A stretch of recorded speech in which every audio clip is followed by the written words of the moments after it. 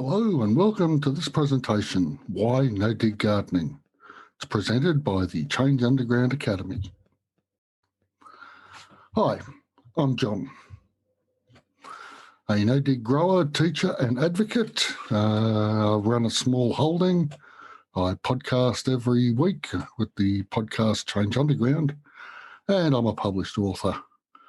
And currently my position is course coordinator at the Change Underground Academy.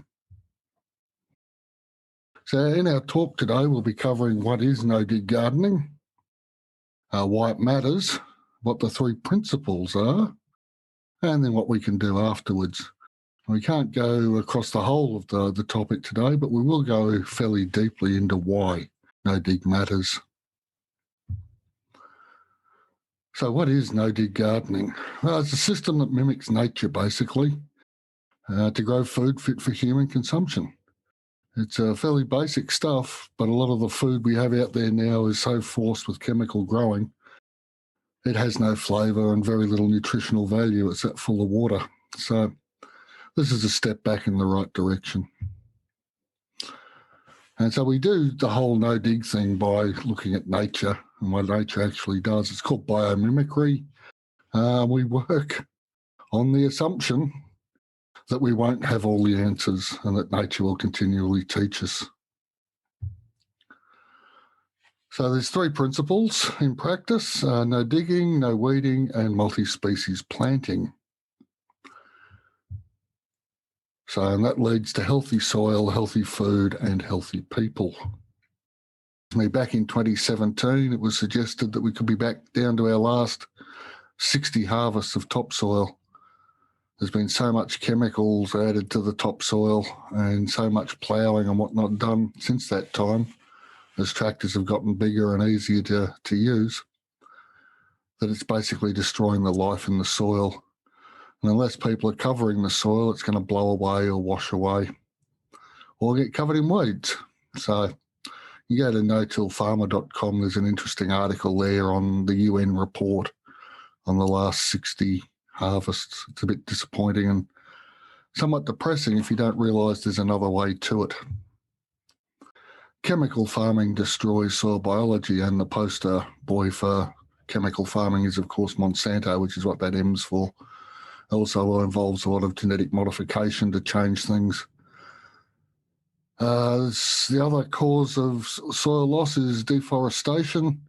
So you remove the tree cover and, of course, the soil is just going to wash away unless you can get something going on it very quickly. Now, a warming planet makes all this worse. With a bare soil, the heat's going to be hotter, and the bare soil actually heats up more quickly than covered soil and kills off biology deeper down. Now, every time you kill off biology by having bare soil or turning the soil, we're releasing CO2 into the atmosphere, which then feeds back into the warming planet. So it's a non-virtuous cycle. But a better way is needed now. And farmers are doing their bits. You can see here there's a cover crop, and in between they've planted some sort of cereal, probably wheat. And then next season, as the cover crop dies off, they'll plant more wheat or a different cereal. And so the soil is continually covered, as you can see there. So we can help too. Farmers are doing the right thing, but there's a lot more that can be done in suburbia. Removing lawns would be a good place to start because they're just another monocrop. So if we start small, I advocate probably a 1 square metre garden to start with if you're new to it. That's about 10 square feet for those in the US. Grow your own, share it with your family and friends. And I have a quote here from Bill Mollison, one of the co-founders of permaculture. If only 10% of us move from consumption to production, there'll be enough for everyone, which is an amazing thought. And we don't need to get that many people into this to actually change the world for the better. So what can we do now? Something has to change to protect our food supply. And of course, my solution to that is grow your own. And otherwise you wouldn't be here, I guess, if you weren't interested yourself. You can see there I'm holding perhaps the world's most delicious carrots, the ones that you've grown yourself. You'll notice also that there's sunflowers. That's a dwarf variety because we get a lot of wind where this is growing, and they're not going to get knocked over if they're short. But it's important to have more than one species growing in one spot. So the three principles again are no digging, no weeding, and multiple species.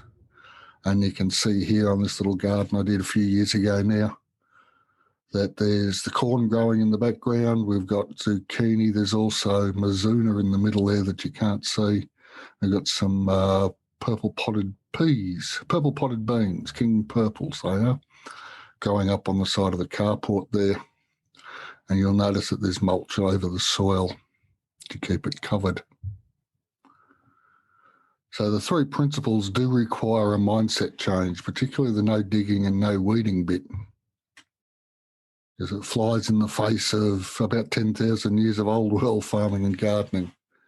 After all, one of the earliest archaeological signs of domestication of soil, domestication of plants, is the digging stick. And so we've travelled from the digging stick to the massive tractors I was talking about before. But there's always a but, and this one's a big but. Even though we can grow food with chemicals, power implements and herbicides, the food quality suffers, and so do you. We don't notice because the gradual decline has been gradual. But compared to food that was grown in the Second World War, the nutrient levels are much lower.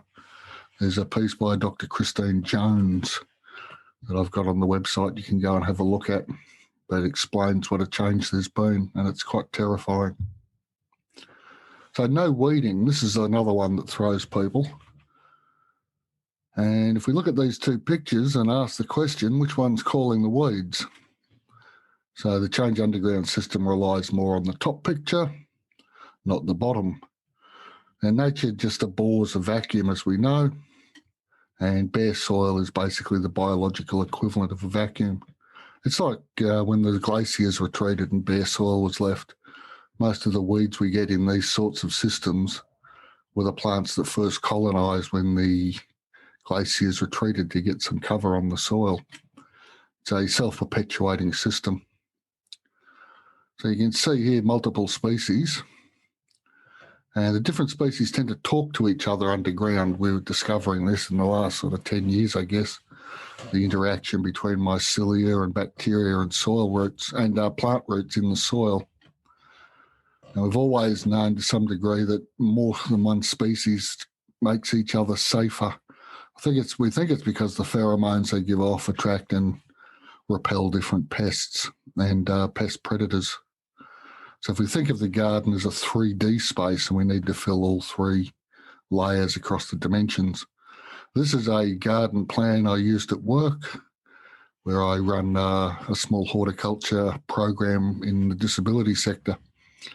But you can see we've got rocket and cress, and these were baby cabbages in there, a little few marigolds in each corner. That was squash in there. I think zucchini, tomatoes, beans, all designed to be next to each other as companions, but also designed to completely cover the ground area underneath. And we'll go and have a look at the next one. So basically it's a form of regenerative gardening. This is another variation on that one I showed you earlier after the corn had come out and other things were planted, and you can see that there's plenty of mulch and whatnot on there. So biomimicry, following the three principles, means we grow more like nature, and that means we're growing topsoil, soil that supports life and grows real food. And in the process, we're growing food that is fit for human consumption. Now imagine food that tastes like it used to when we were much, much younger. And tomatoes are the poster boy for these sorts of things that are now sort of red and tasteless, but quite firm, so they're good to transport. But a tomato that survives for a couple of days is so full of flavour and can be grown in your own space. And it doesn't matter then that it's not being transported for 10,000 kilometres. And you can grow this way too. Simple, easy to follow video lessons supported by checklists and a monthly Ask Me Anything meeting, and 12 months of access to all the material over at the Change Underground Academy. And grow lots of your own food. You can also add in chooks or chickens, if you prefer that word. People keep rabbits or ducks. I prefer ducks myself. And it improves your diet as well, because if you've grown something, you're going to eat it. Compared to a bag of mouldy lettuce that you brought home from the supermarket and sat in the back of the fridge for a week, fresh leaves picked off the outside of your lettuce from your own garden as the plant continues to grow and feed you. I've had lettuce go for a whole summer without any dramas, just by picking the outside leaves when they were ready. Nothing tastes like the veggies you've grown yourself, so therefore you're more likely to eat them. And if you're more likely to eat them, you're more likely to get a much healthier diet. But can you start a no-dig garden, I hear you ask? Well, yes, you can, obviously. That's why we're here. So all you need to taste your fresh veggies on your own plate is available at the Change Underground Academy over at worldorganicnews.com. And at that address, you'll get the best price that's available at this point in time. Comes with all the modules you'll need to get me started, and that's building the garden, the tools you'll need, which are very minimal. pH explained because while we're building over the top of the soil, eventually the pH underneath comes to balance off what we've grown on top. You also learn about hot composting, the nature of the 3 different sorts of seed types we can use, and easy gardening planning. And that's important in a lot of ways, but you don't have to get too carried away with the planning unless, of course, you've got a much bigger plot. But it's important to remember that we always have to keep the soil covered. And I'm adding new modules each month, so they're available for that whole 12 months while you're working your way through it and working your way through the gardening year. And don't forget the Ask Me Anything Zoom meetings, so we can always keep on top of stuff. So come and join the community at the Change Underground Academy over at worldorganicnews.com and plant your seeds